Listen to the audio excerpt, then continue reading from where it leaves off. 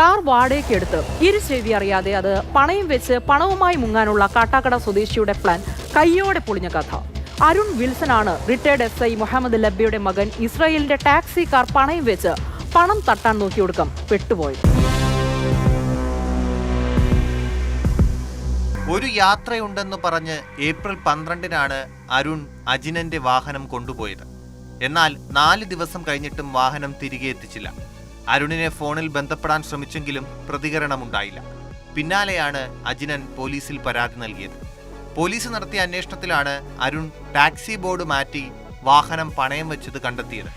തിരുവനന്തപുരത്തെ വള്ളക്കടവിലാണ് വാഹനം പണയം വെച്ചത്. പോലീസ് വാഹനം കണ്ടെത്തി സ്റ്റേഷനിലെത്തിച്ചു. അരുൺ വിൽസനെ പിടികൂടുകയും ചെയ്തു. യാത്ര പോകാൻ റെന്റിനെടുത്ത വാഹനം വ്യാജരേഖകൾ ചമച്ച് അരുൺ 50,000 രൂപയ്ക്ക് പണയം വെച്ചതാണെന്ന് പോലീസ് കണ്ടെത്തി. കൂടാതെ വാഹനത്തിന്റെ നമ്പർ പ്ലേറ്റ് ടാക്സി പെർമിറ്റിൽ നിന്നും ഓണേഴ്സ് പെർമിറ്റാക്കി മാറ്റുകയും ചെയ്തു. അരുണിനെ കാട്ടാക്കട കോടതിയിൽ ഹാജരാക്കി റിമാൻഡ് ചെയ്തു.